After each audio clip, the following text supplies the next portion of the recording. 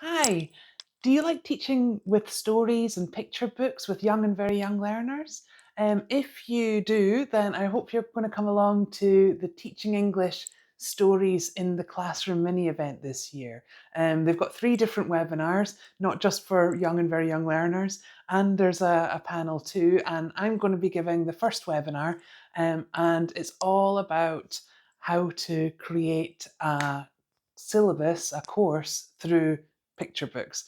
And that can seem like a really daunting task, I think. Like if you might be wanting to use more picture books in your classes, but where's the structure? How do you cover the language that you want to cover? Where do you start? What books do you use?